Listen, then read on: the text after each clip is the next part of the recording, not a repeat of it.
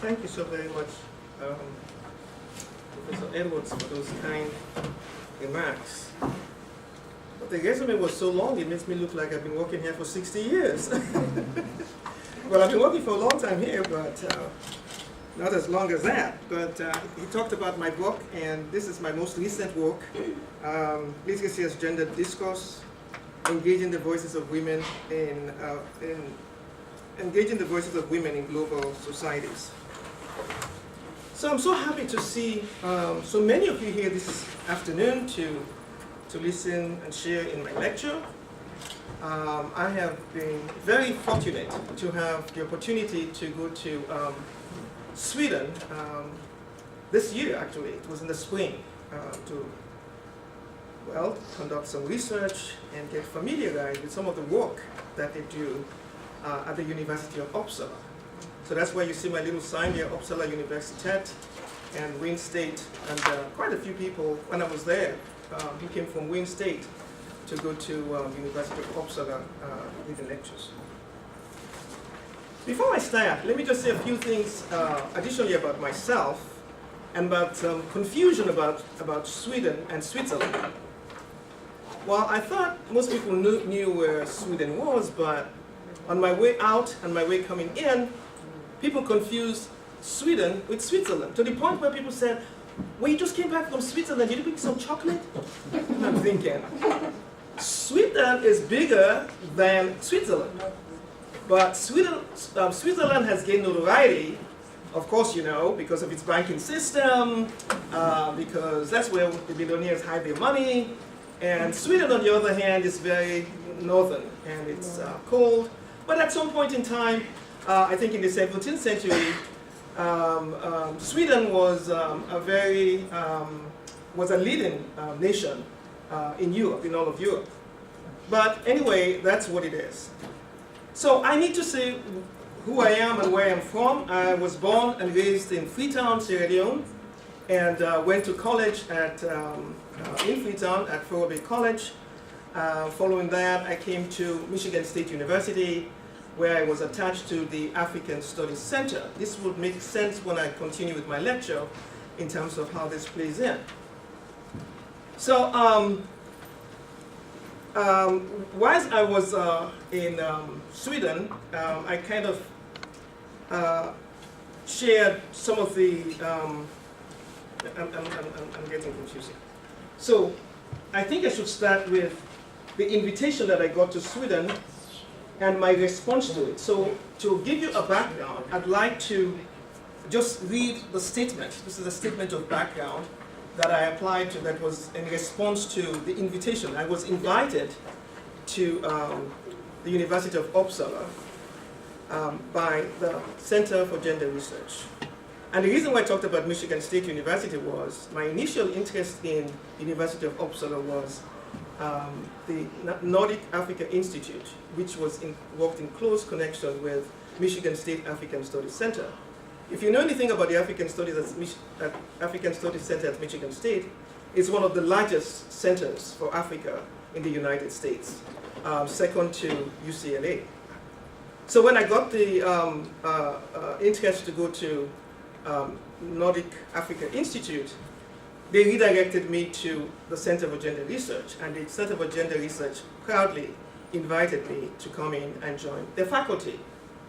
So this is a statement as part of my proposal in terms of what I was going to be doing there that will give you a little background in terms of the presentation. My proposal reads, Immigration as Gendered Discourse, Exploring the Literacy and Educational Advancement of African Female Immigrants in Sweden. Migration from sub-Saharan Africa can be deemed a gender issue.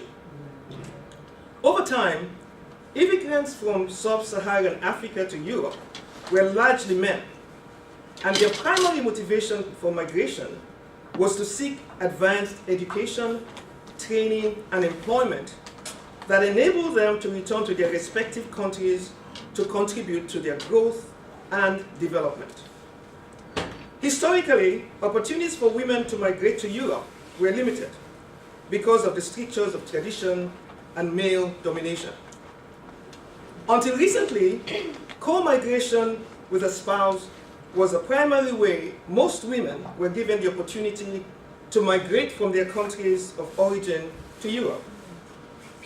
With the transition of many African nations from colonial states to independent states in the late 1950s and 1960s, the migration of African women gradually began to increase. Like their male predecessors, these women migrated to Europe largely in the pursuit of higher education and employment opportunities. For women, however, migration presented a way to attain autonomy and economic stability for themselves and their families, while providing an escape from patriarchal oppression and gendered structural institutions that severely limited the ability of African women to advance educationally and economically. Immigrants from sub-Saharan Africa have predominantly migrated to European nations with colonial ties to their countries. So the Nigerian goes to England, the guy from Senegal goes to France, the guy from Congo goes to Belgium, and the guy from Equatorial Guinea goes to Portugal. As a result of this, the study of African immigrants to Europe, including African immigrant women, has primarily focused on countries such as United Kingdom, France, Portugal, Germany, and even Spain. So my proposed study provides an interesting and unique opportunity to examine the growing presence and development of African immigrant women in Sweden, given Sweden's political structure that promotes democracy, human rights, and gender equality. It will afford a good chance to assess how operative gender is within this population of African immigrant women in a country with no prior colonial ties. Okay, so I will go now into my PowerPoint presentation, and it's in two parts.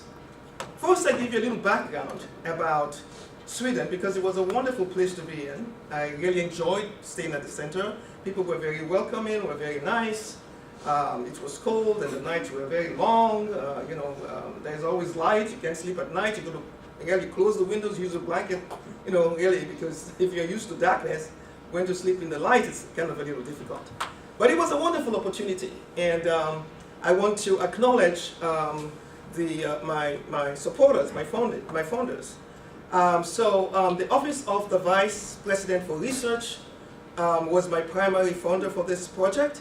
And I also want to thank the Dean's Office, College of Liberal Arts and Sciences, for making this possible, and also my Department of African American Studies. And I don't see anybody. Is anybody here from the African American Studies today? Okay, I don't see anybody here today. Okay, so my presentation overview is, first I will start with my locations. I look at Sweden, then I look at the University of Uppsala, I look at the Nordic African Institute, and then, even though I'm talking about Africa, my primary focus is going to be on Somalia. And then I look at my research outcomes, literacy and African female immigrants, and female Somali immigrants in Sweden. Sweden, of course, there's the flag, and there's Sweden. It's located in Northern Europe, that we all know, even though we confuse it with Switzerland, but it's Northern Europe. Switzerland is a little south. And its current population is about 9.8 million, even though it shifts now and then. It's a wonderful place. It's a very technological society. It's well-functioning. It's forward-looking. And it's a societal paradigm of democracy. They generally compare it to Germany and the United States because they call it a wealthier state. Lots of research has been done in terms of some of the great things about Sweden, which makes it one of the most desirable countries for asylum seekers and refugees, because it's one of the most egalitarian, humanitarian, and democratic countries in the world. In terms of women, they've also been very, very much involved in the suffrage movement all the way from the 19th century. They've been very active. They've been agitators in terms of freedom and gender equality. Sweden's change in demography. I thought it was important to share that, just so you have a background of what I'm talking about. Until the 19th century, Sweden was a largely homogeneous nation, right? So they had one language, one religion, and culture. As a matter of fact, it's so interesting that where I was in Uppsala, was the center of the country for a while, because you have the cathedral, the largest cathedral in the country that is located there. Well, I'm Christian, so I go to church. But these days, nobody goes to church. So the huge big cathedral that is there, they only use a section of it, just a little section towards the altar, because very few people go to church. So things have really changed in terms of the composition and the behavior of Sweden. So as of 1900, only 1% of Swedes were foreign born. We're talking about too long ago. That's, about 120 years ago. Well, we can look back at the United States and see what happens here. By the 1930s, immigrants came largely from Finland and Eastern Europe, so like Ukraine and all the countries that are right there. But in the mid-1990s, Sweden's citizenship diversified to include 10% of individuals originally from other European countries, then the Middle East, Latin America, and African countries. So it has become really mixed up. I mean, it's so cosmopolitan now, even in Uppsala, which is not Stockholm. Stockholm is the capital city, but even in Uppsala, you really see a New York type kind of a city. Lots of people mix in and move in and doing all that stuff. So look at the history of this. 1930s, you had Finland, Eastern Europe. 1970s was when you had all the political upheaval in Chile and Argentina. So many of those people from there were asylum seekers, and Sweden opened its doors to them. 1980s, Middle East. We know of all the things that were going on in the Middle East in the 1980s.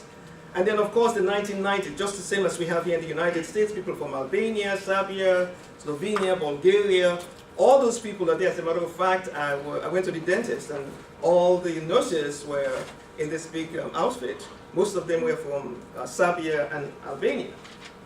Then 1990s, Somalia. And I was in Somalia in the late 1980s and did not smell the civil war that was forthcoming at that time. 1991 is when Somalia had the break of the civil war, and so a lot of Somali people have been uplifted to Sweden. 1994, I think Eritrea got its independence also, and they also opened their doors to them. So Sweden is experiencing depopulation. By 2030, it says that rural Sweden's population is expected to decline by 1/3. Its government has encouraged migration to repopulate its rural areas, and it's hoping that by allowing immigrants to come in, they will move to the peripheral areas so that they can really change the direction of the rural areas. They can stave off the population and multiply faster so that they can help the population grow and improve economic development. So 9 out of 10 of employed foreign-born Swedes work in urban centers despite efforts to place them in rural areas in Sweden. And even also the migrants who are coming, they're encouraged to go to the rural areas, but most of them want to spend time in the urban areas because that's where the action is, I think. So I moved from there to the University of Uppsala itself. So it was founded in 1477. It's one of those very old schools. It's a history-making school. It's a research institution. It ranks amongst the world's 100 best universities, but it's a high-ranking university in Europe. It's one of the 10 best. It comprises of 9 faculties, including arts, social science, law, and medicine, and we have quite a few professors from Wayne State. Yeah, well, no, from United States, I should say. But I think there's one from Wayne State that I got wind of. There are over 45,000 students, so it's a little bigger than, well, it's much bigger than Wayne State. I think we're about 33,000. 45,000 students, 2,300 graduate students, and 1,800 full and part-time faculty members. So I wanted to mention this, that these were 3 people I found. Wherever I went in Sweden, these names came up. I don't know if you know these people. Carl Linnaeus, Dag Hammarskjöld, and of course I think we all have an idea of who Alfred Nobel is. But Carl Linnaeus had such an impact on Sweden. He was a botanist, a zoologist, a medical doctor, who was called the father of taxonomy, because in the 18th century, he was born in 1707, he went around the world and wanted to name everything. Every plant, every organism had to be named. So when you walk around Sweden, there are lots of parks with his name around there. Dag Hammarskjöld was a guy who was the Secretary General of the United Nations, and when I was growing up in the 50s and 60s, I think, he was very, very popular. He did a lot with the colonial decolonization. So Dag Hammarskjöld also has many streets named after him. And he was the son of the Prime Minister of Sweden. So he came from nobility, or he came from political power. And so he joined that and did some stuff. Alfred Nobel, as we know, was a scientist. He joined his father's arms industry, and he became a philanthropist from the dynamite business that he did, dynamite and other explosives, which he groomed and it became a huge, big business. Made a lot of money and is the biggest philanthropy that we know from Sweden. The Nordic Africa Institute that I talked about before was the first place that I got to know about the University of Uppsala or any kind of institution in Sweden. The Nordic Africa Institute came about in 1962. The date is important because in 1962 many African countries were beginning to go through decolonization. And so it was important for Sweden to stretch out, to reach out and create some place where we would have their own scholars go out and do research. And it's a very, very powerful institution because it does all the documentation and indexing of materials that are coming from Africa. And it also works closely with the Swedish International Development Agency, Cooperation Agency, which is commonly known as CIDA. And I worked with CIDA when I was in the field myself. Center for Gender Research. The Center for Gender Research is a very interesting center. In fact, I'm going to pass this publication around because it's a much larger one than any of the ones I know in the United States. It's established in 1982. It's well endowed through the government and also through external sources. There are 33 full-time faculty, postdoctoral and doctoral students, and very heavy in research. And I'll share some of this with you. This is the title of the research publication is called Crossroads, and it's a poster presentation. So every faculty member is supposed to, they do this every year. They take one and can pass that around. You see some of the presentations that they have. They focus upon research and teaching in gender studies that include social and biological perspectives on gender, and generates scholarly inquiry and leverages policy-relevant, innovative, interdisciplinary, and multidisciplinary knowledge aligned with thematic and dominant discourses on women's advancement. They are very, very avant-garde. They reach out. I mean, people were all over the world studying. Here we are, some of the topics that I thought were very interesting in terms of what they were doing. Queer and transgender reproduction in the age of assisted reproductive technologies. In Sweden, it was so interesting. It's a very family-friendly place, but I would think about my colleagues, my neighbors down in my office, and many of them would talk about partners. Everybody has partners. Well, some of them it was not male-male partners, but it could be male-female partners, but people just had this liberty and freedom to, act in their own way. It was just a little special. Well, again, I'm at the gender center, and at the gender center there were only women. There was only one male person who was part of the faculty, and he was from Britain. But I just enjoyed the freedom and the ability to express themselves and share some of what they wanted. But some of the other topics here are intimate labor and bodily services in Thai tourism, that is in Thailand, and looking at tourism, capture some of this. Here, animal encounters with ticks and bees. We're looking at pollination and imagining how closely pollination is related to the survival of human beings. And the only male who was on the faculty, this was his pursuit, and he was a British scholar from Leicester University who was working on this area, and he was one of my neighbors. Moms on the Run. I like this topic. Moms on the Run. Mothers who leave their families in 24th century Swedish literature. Again, it was a play on women at work. Women have to now leave the traditional home and go out to look for money. And it's a play on that. It's so interesting that I have a quote from Joanne Goodard, who said that they think that for decades we've been told that Sweden is a great place to be a working parent, but we've been duped. He says there is a well-developed system of family-friendly initiatives that allows women more maternity leave, better pay, and more flexible working opportunities. But when you look broadly at the whole picture, at where women fit into the wider employment map across Sweden, there are a few nasty surprises. And she published this in The Guardian. What she was saying in actual fact is that even though they say there's all these family-friendly initiatives, you find out deep down, women get paid less. Women are not found as CEOs and leading many of the corporations and businesses as you would like.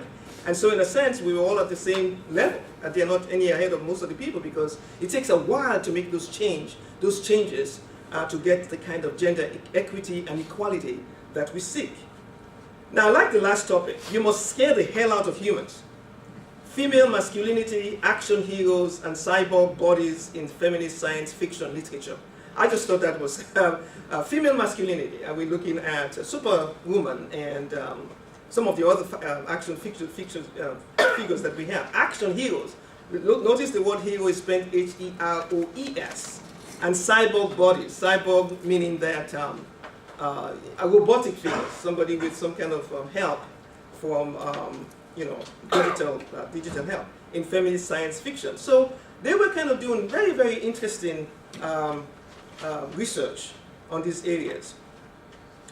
Now, when I got there, my first thing to do was to try to get to know some of the people who were sharing the same kind of interests that I shared.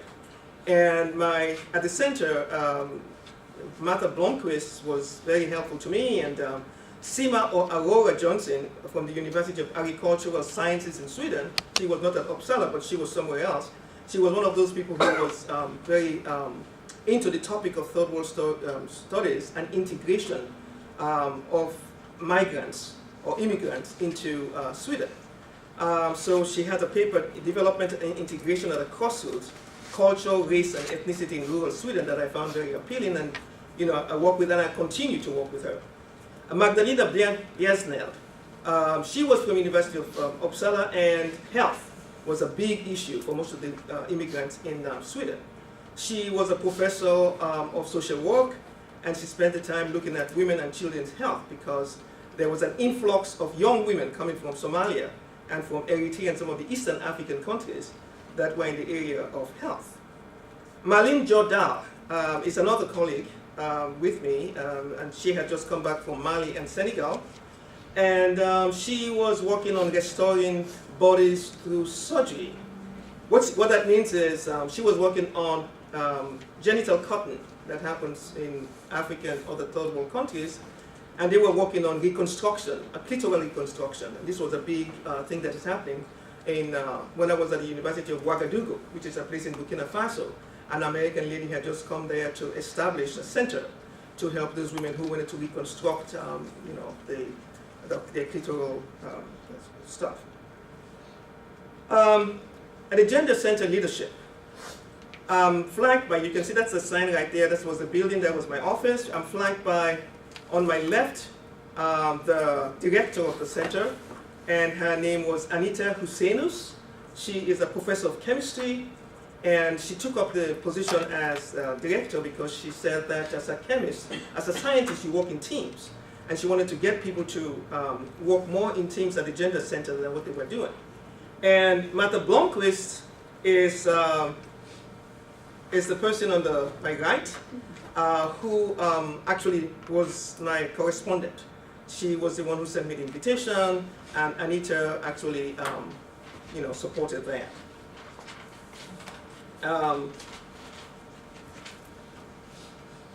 Martha Blomqvist was a professor of political science, and she worked on Asia, Southeast Asia, women in Southeast Asia. There's something called fika in Sweden. Every 10 o'clock and 3 o'clock, people take a break, and they have tea, coffee. You must stop what you're doing, walk in, go out, take a break, join friends, talk about your research, talk about your stuff. And this is one day when I was doing that. We do that like, you make presentations like, here I am right here, and several other people are listening to my presentation, what I just said before, and we're sharing, and fika was a very exciting thing, and my daughter said, I wish we could do that in America. I said, well, we have coffee breaks here too. But she said it's more than coffee breaks because people eat apples and stuff. I said, well, okay, well, people meet together. That's a different thing because that's academia. I don't think we do that in our academia here. We just walk all day or walk where you are. But these people make it a point of coming in at 10 o'clock, 3 o'clock, everybody comes out together and, and talk through this. So now I come to the part of my research. Literacy, race, and gender, the growing presence of African immigrant women in Sweden.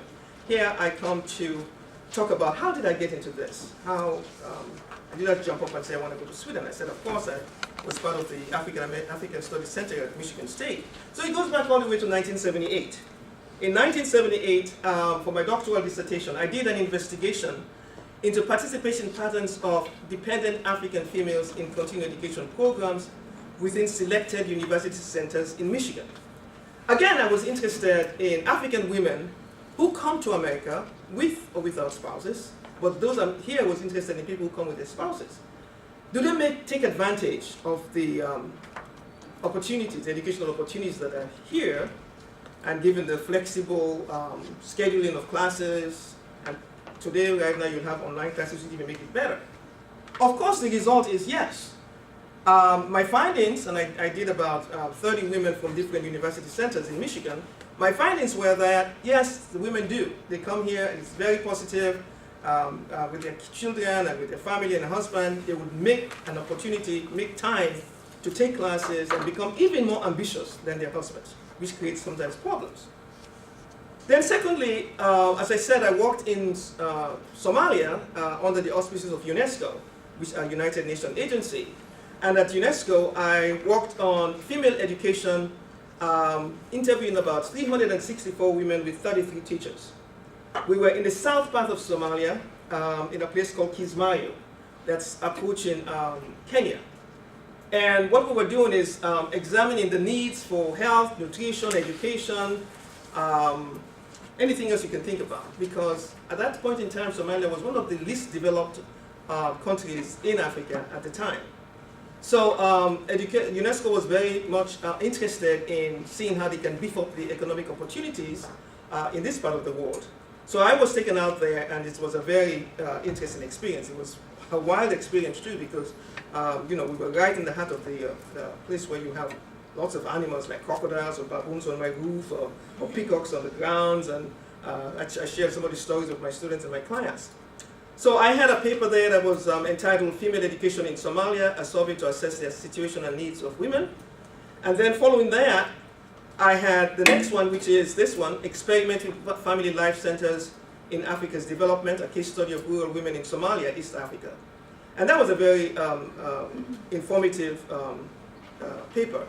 Of course, we found out that women in Somalia marry. The general practice was, from that study, interviewing 364 women, everybody's married at age 17. It's a predominantly Muslim, well, it's all Muslim society. I think it's about 0.5% that was Christian in terms of churches, but most of the people there were all Muslim. And what we found out that in Kismayo, for example, where we did the study, all young girls are married by the age of 17. And, but you can remarry, you can divorce. It's very easy to get a divorce, so you can, So the 33 teachers that I worked with, many of them were quite young. I'm looking at Rukia, who was working with me, and she was only like 27, but divorced a couple of times, and had 3 times actually, and had several kids. Another thing that I worked on, another paper that I published, was Circumcision and Health Among Rural Women of Southern Somalia as part of a family life survey. Now, in Somalia, female circumcision is an open event. It's not a closed thing. In West Africa, where I'm from, not that I'm circumcised, I'm not, but from where I am, female circumcision is a secret society thing. It's not something that is open to the public. You have to be an initiate to learn about female circumcision, or be allowed to get into the practice as it's done. But in Somalia, I found that you can go and watch. Men can watch. Actually, men determine what happens with the cotton and whether it's perfect or not perfect. So that was one of the papers that I wrote around, and it's one of the more popular papers that I have on this subject, because on ResearchGate, I have requests for this paper all the time, because there's a lot being done right now in the United States on this topic. And then, of course, my book, Literacy as Gender Discourse, Engaging the Voices of Women in Global Societies, where I also examine what happens to female immigrants in the process of moving to a new host society. Okay? So here's my research objective, which I had to modify because of the length of time. I was only in Sweden for 5 weeks.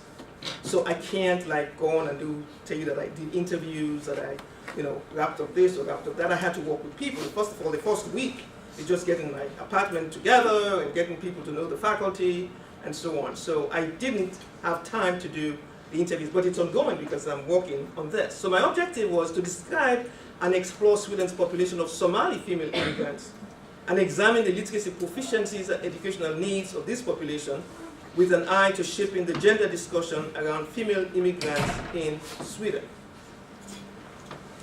So my theoretical framework is called Transformative Learning. Transformative Learning is important to me because I've tested it before. I did a work on transformative learning with African American seniors with diabetes. And I found out it was very effective in showing that when people are exposed to disorienting experiences or disorienting experiences, they are forced to think critically about their own assumptions about themselves. Figurative learning, transformative learning is a very recent theoretical construct, and but it's an effective construct to examine the role of immigration, literacy, and gender on adult female learners. Because I kind of think when you think about what happened to us, Somalia is a pretty pastoral society, poor society, semi-agricultural, and they are airlifted to a whole new society with different kinds of expectations, with very high technological. Most of these people have never seen computers before. What happens to them? How do they examine that triggering experience?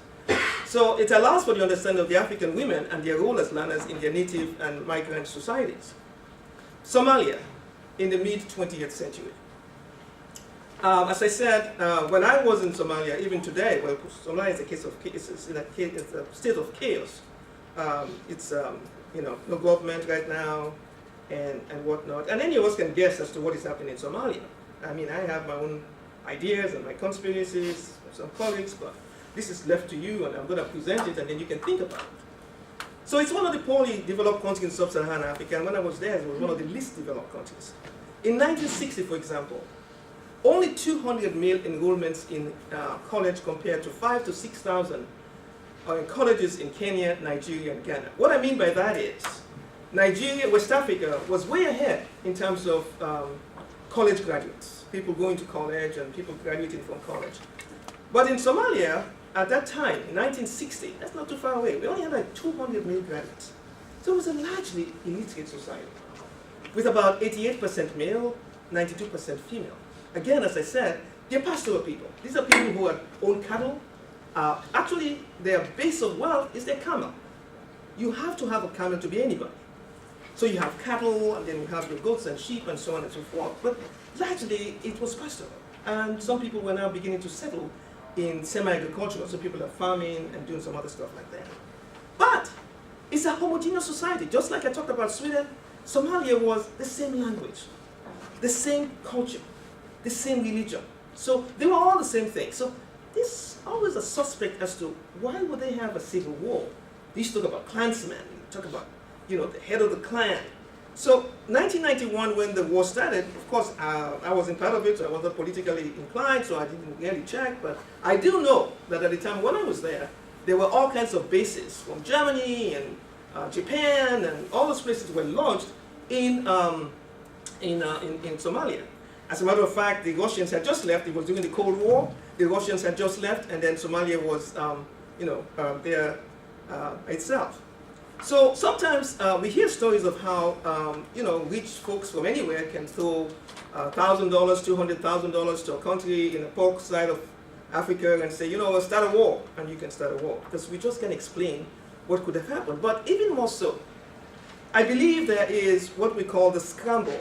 It used to be the Scramble for Africa. That was when Europe came in for colonialism. Now let's look at it in terms of the Scramble for the Horn of Africa. Because when you look at the data that I'll show you later, you will see that the countries that have been airlifted to come to the West, the leading country, actually, is Somalia. And why? What would make Somalia the least developed country in Africa when you have so many other places with war? I mean, there's a war every day. Zimbabwe is going through a change right now. Kenya is going through a change right now. Congo has an ongoing war. So why Somalia? Can answer that question. Not for another 50 years. Extraordinary international cooperation responds from the West to countries in the Horn. So there's a strip of, if you have some time, I don't have the map of Somalia, but if you look at where Somalia is located, it's right on the Indian Ocean. At the end of the Red Sea, you'll find that Somalia is right there, along with Djibouti, and also Eritrea. Access to the sea. Right on the coast, but access to the sea. Ethiopia is part of it too. Ethiopia and Eritrea had this ongoing war. Why? Ethiopia wanted access to the sea. They locked in Eritrea, wouldn't let Eritrea get independence because they needed the sea. They needed access to the sea. So recently, in 1994, when Eritrea got independence, you can see that the number of migrants to Sweden jumped. Quite a number of them jumped. Now, I want to say that in the United States, for example, I think we have about 85,000 Somali people who've been here, right here. Now, you can look at 85,000. The Somalis are large settlements in Australia, large settlements in everywhere in Europe, Canada, in England, there are large settlements, Scandinavian countries. I will show you the data in a minute in terms of how many people have been up to now from Somalia, Somali born, maybe we could say Somali ancestry, because 85,000, I think it says 85,700 Somali people, and 76,205 of that 85,000 are Somali born. So they are just airlifted, uplifted right into the United States and given opportunities, some social support and all that stuff to continue. Well, limitations on migration of Somali women. These are not women that just, up and go. Even though we find out that we have more women who've gone to Sweden than men. Well, of course, you have things we know. We are familiar with some of these traditional oppressive forces, patriarchal oppression, strictures of tradition, male domination, low educational levels, discrimination against women for scholarship opportunities, because it's always been opportunity for men. So also I talk about the process of collaboration for me. I am right in my office right now, right there, determining my key contacts, trying to determine key information sources and getting access to information, and then communicating in Swedish. It wasn't necessary. There was no need for me to learn Swedish because everybody in Sweden speaks English. Everybody has learned English. The only thing is, for you to get a job in Sweden, you need to learn Swedish. You can't have a job in Sweden. Even if you speak English, you have to speak Swedish to be able to get a job. So my colleague, Sima Aurora Johnson, is working on adaptation and integration of Somali women in Sweden. And as of 2012, it says 68% of Somalis are unemployed. The low level of education in Somali immigrants is inconsistent with the high educational expectations of the Swedish society.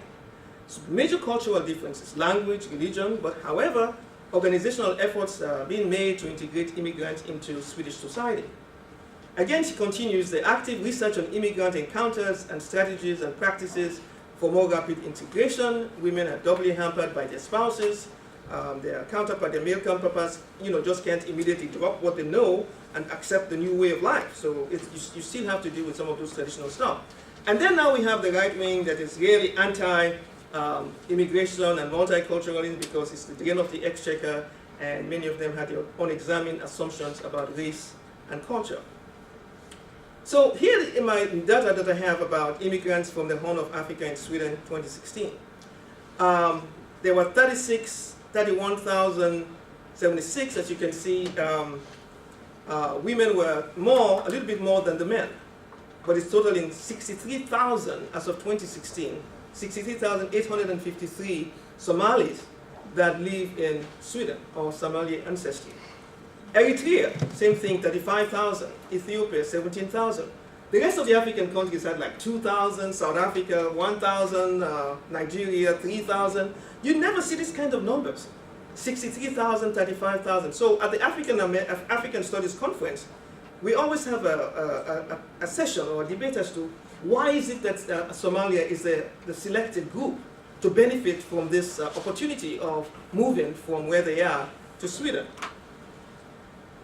Education levels for Somali-born Swedes. I couldn't get as much information as I wanted about the Swedes. I'm getting some of them right now, but of course, as I said, the educational level is very low. So I found here that we have a total of 28,000 people, and you can find, you can see that this I got from the Statistics Central Office, and it shows me that less than secondary school for women, 55%, secondary 19%.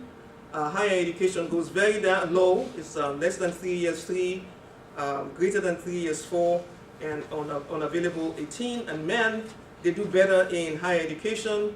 You show 9, that's greater than 3 years, and less than 3 years, you show 7. Now, it's clear that today, the new generation, because they've been there now since 1990s, so now you have people in their 20s who are going to college now and looking at opportunities for growth and so on. So most times when you look at articles collecting the data, you see that they try to compare Sweden with Canada, United States, and Australia, because those are some of the countries, and Germany too sometimes, because those are the countries that are considered wealthier states that have opened their doors to asylum seekers and immigrants to come in. So here we have a similar thing here. We're looking at employment. Sweden, 73% entire population, Somalia is 21%, and the gap is 52. Canada, 73 entire population working, 46 Somalia, and then 27% is the gap. USA is the best. 67% working, 54% Somalia, and then 13% is the gap. So the lower the gap is for the United States. Again, the data is a little old, 2010, 2016, but at least it gives you an idea. In the business sector, again, the practice is that United States shows the lowest, minus 0.8, compared to Canada, which is 3.9, compared to Sweden, which is 4.4. So Sweden is high, and as I said, most people can try to speak English, but in terms of speaking Swedish, you can find a job if you don't speak Swedish. So that lowers the opportunity or the chance to get a job. Paths to adult education and literacy for Somali women in Sweden. So here are these people there. They've got to do something with themselves. They've got to catch up because this is a society that's high-tech. This is a society where you have to read the bus notices. It's a society where you have to read the train notices. You've got to get up with your education. So there's free education that incentivizes school attendance. There are adult language courses targeting female learners. There's literacy and educational classes for students. And then there's also access to health. Of course, once you become a resident, you're entitled to all the health benefits, except that dental work is not part of that. You've got to pay. You get a little bit of help, but most of it you have to pay because that's the taxi drivers told me that. You know, don't come here about health. Oh, yes, health is good, but your teeth. Oh, that's another issue. You have to pay for everything. So, thus, intensive health literacy programming. As I said, ability to speak Swedish is an employment requirement. Opportunities for entrepreneurship. And so now, according to what SEMA is doing and some of the other Swedish people, they're establishing voluntary associations here to where they will meet and talk with some of the women and other membership clubs to push language acquisition, to push reading and so on. So for me, the next steps, I continue my research engagement with Professor Johnson. I am maintaining and establishing linkages with gender research colleagues of Somali women in Europe and Canada and the US because there are quite a number of people, scholars who are very much into the research on Somalia and the movement and the large settlements of Somali from their country into all the West. You can find them everywhere right now.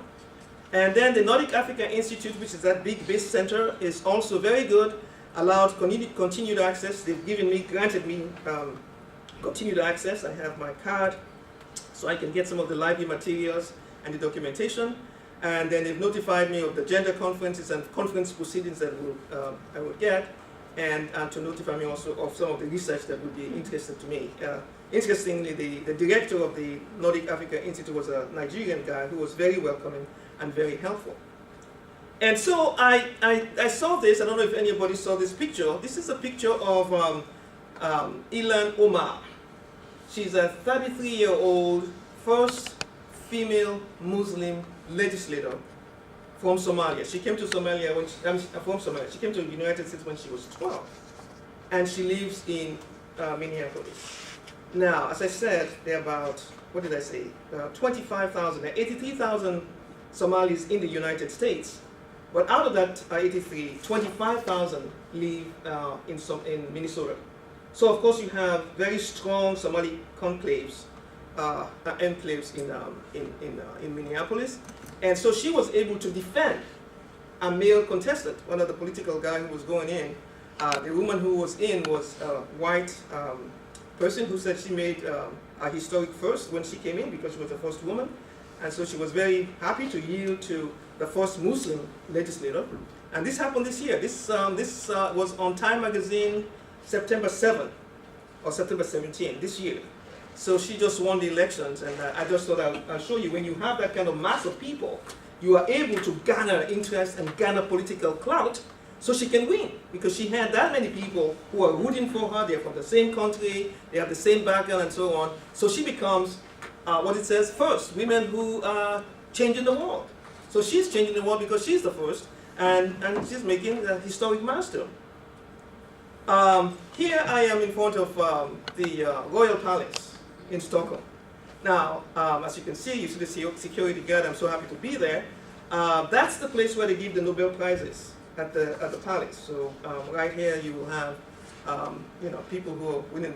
Just announce some of the winners, and that's where you get it. So another thing I want to share is that once I was there, they built this new Humanities theater and invited me to have one of the what they call the stole. And so that's me right here, looking at it. And here's the guy giving me my papers as I'm going to have one of those chairs with my name engraved on it, and I'll have my grandchildren go to Sweden to go look for that chair sometime. Not right now, but sometime soon. So it's called the stole, and I'm very happy to say that I'll have one of the chairs in the theater with my name on it. I'm looking at the time, so I hope I have some time for questions and comments. And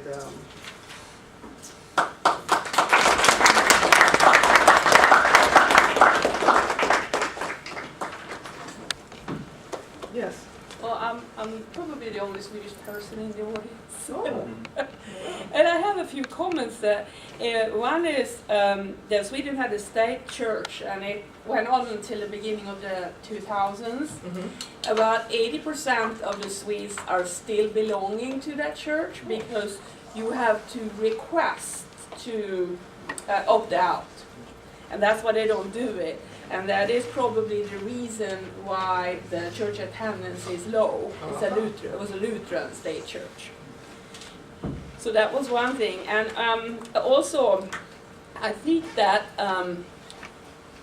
after the World Wars, the Myrdal, it was a married couple, they were working a lot to implement benefits for families. I think both of them are Nobel Prize winners. So that was when a lot of these government-run benefits were implemented. And lately, it's not only maternity leave that is in effect. Some of that leave is allocated to the men, to the dads, yes, just to work for more equality between the sexes. Mm-hmm. I'm not saying it's entirely successful, but it is probably... Yeah, we know they have very friendly family initiatives. Yes, they do. I have been in the US for 25 years, but I still have my extended family in Sweden, so I kind of get to hear a bit what's going on. And the kids in school, they start learning English really early, already in elementary school. Everybody speaks English. Yeah, everybody does that. But it would be kind of an interesting thing to know where these Somali populations in Sweden live. If that's just in the major cities, like Uppsala is a really old university, traditional. The other one is Lund, which is in the southern Sweden. And that's another thing that the government has done. They have started smaller university centers all around these bigger universities, so that they are trying to get students to pick up students in rural areas and give them the opportunity to study closer to home. Yes.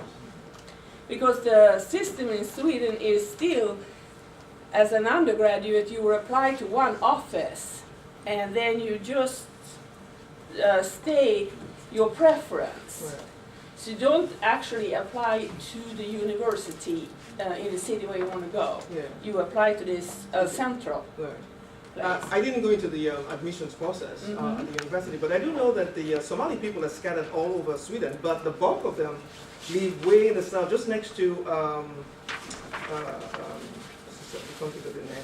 Denmark. Denmark. Yeah, just next to, and you can cross with a boat right across. So they live way down in the south. Yeah, the bulk of them live there. As I'm talking about, 68,000 people is a lot of people. Yeah. So they are, we have them in Uppsala too, because I had a chance to talk to quite a few at the bus stop. As I said, I didn't have a chance to do, talk to the interviews or anything, but I had a chance to meet some of them. Yeah, it was good. Because even if you look north of Uppsala, it's a large part of Sweden that is very scarcely populated. Populated, yes. But it's cold. It's really cold. There's one of my pictures I wanted to show you. There was a lady there. I don't know if I can go back, but she was my neighbor, and she was what you call a Sami. And Sami is an indigenous, like the Native Americans here. And I was surprised to just find her. She was sitting next to, let's see, I'll show you her picture. And she's an artist. And she was working on reindeer. The Sami people are reindeer herders. And there she is. I don't know if I can point her out here. Let me see if I can enlarge the picture. She's the second person here.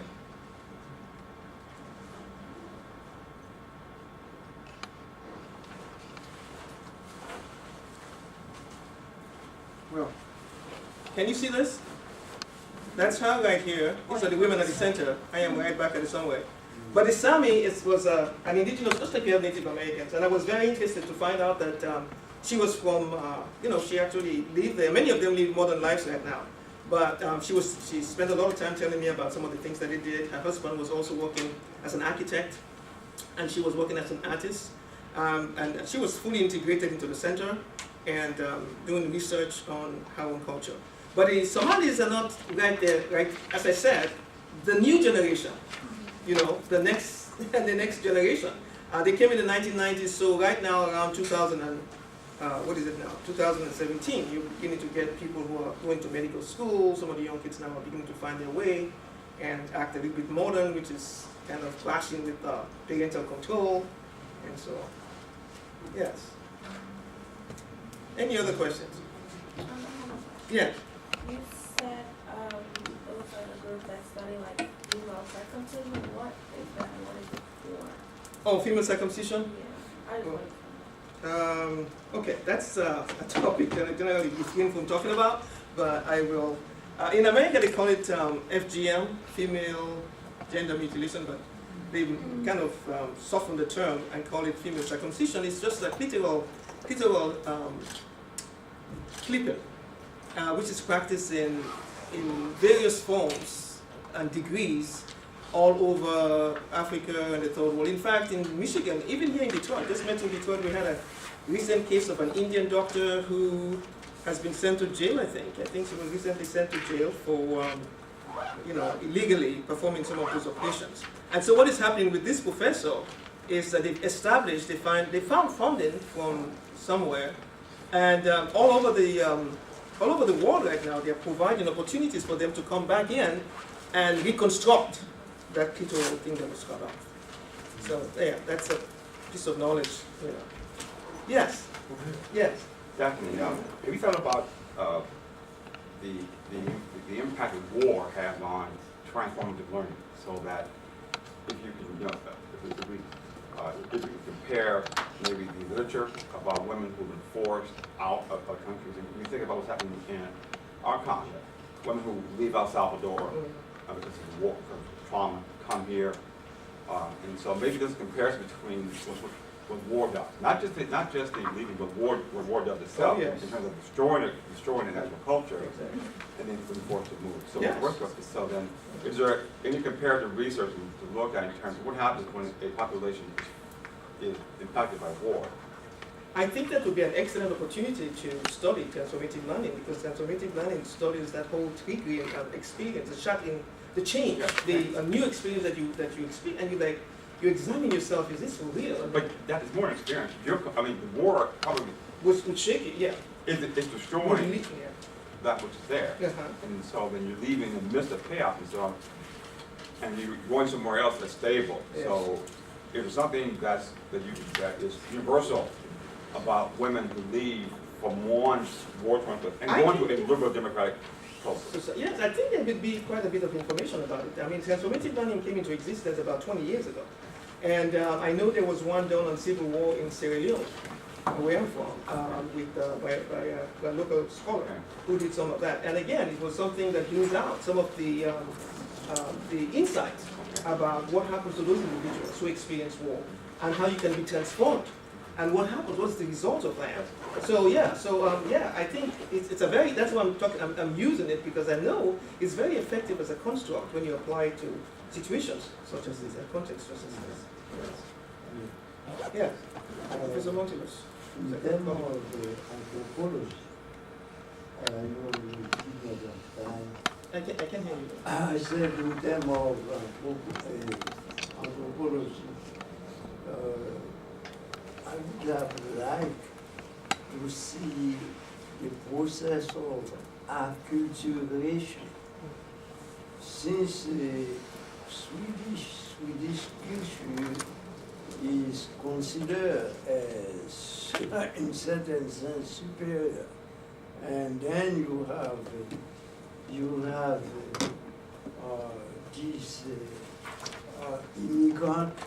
I would like to know how much the transformation of their African tradition in terms of literature, in terms of religion, the essential, and also the impact of language, because we know language is the most fundamental instrument of acculturation or enculturation or transculturation, and I would like to know their adaptation.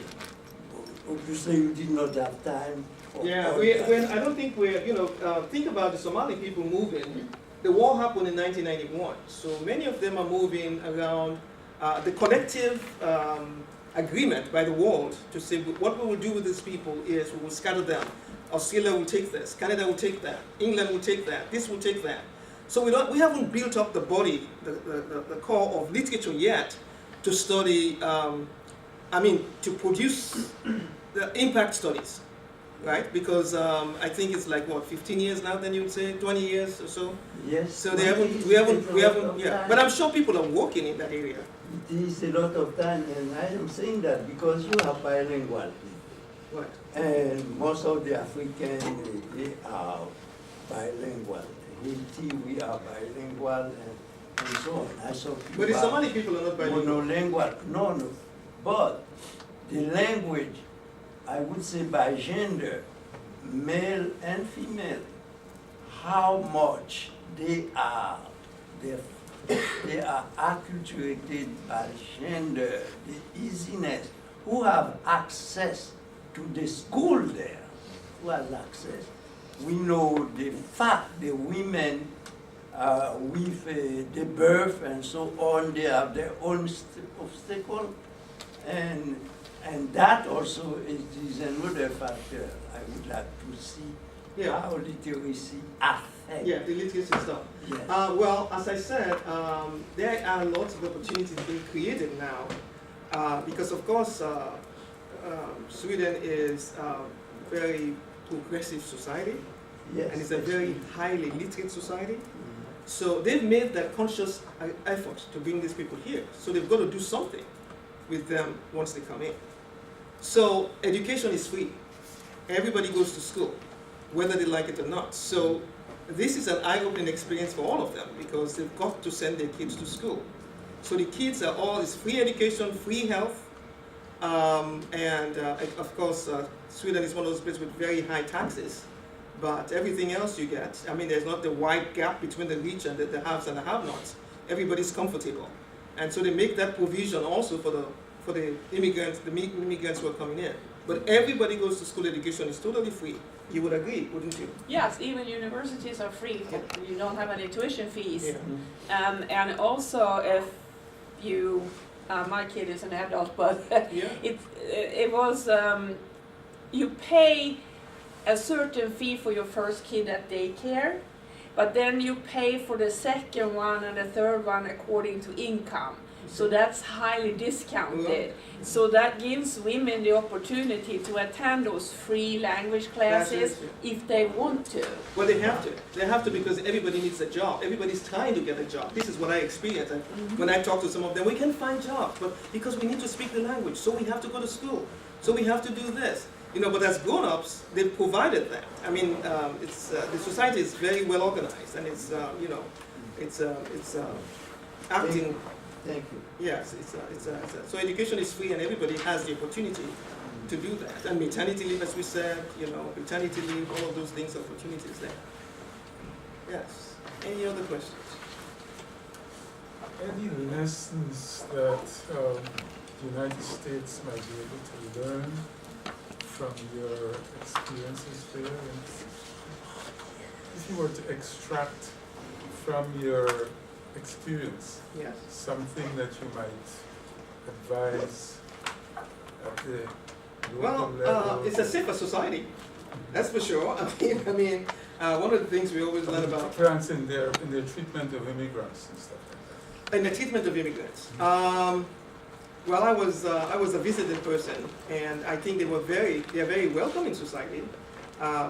Maybe superficially, when you get to know them deeply, it's something else. But right there, the writings of Sima Johnson points out the fact that they've created voluntary associations, they've created membership clubs. They are trying to facilitate an opportunity to get people to interact with the society, to become part of it, to become inclusive, not just really, put them out. So I think it's a very hard process when you come in at the first time because most of them live with each other. They all live in one place, and the advice, I think, is the same advice that you have them here. Like, for example, what's going to happen is you're going to have the building of mosques, because like in Minnesota, you have 129 mosques. So the religion comes first, cultural differences comes first. So the government will have to accommodate some of those changes that they will witness, right there. But education is free, as it is here too. I mean, people who come here, Somalis or not, education is free, so they're able to do that. So that's comparative, and it's good. And in Germany, you have the same kind of thing. What are you going to say? I'm just thinking about in terms of someone asked earlier, and you had mentioned, this movement of the alt-right in USA and in Europe, this idea of cultures being homogeneous.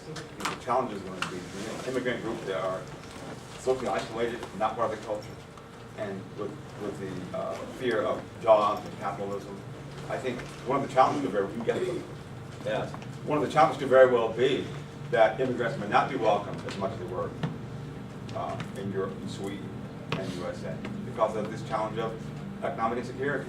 And not only that, because also of the rise of the rising of the immigrant, the people who are against multiculturalism and immigration. They are there too. Yes. There are people who are saying, no, we don't have money for all this. We don't have money to give all these social services to some of the immigrant people coming in. I mean, I'm sure the United States has to deal with that too. We've had some people in Texas where Somalis were supposed to move who were protesting and said, we don't want any more immigrants like here. So I think, again, as I said, when we look at Sweden, they generally look at also the USA, Canada, and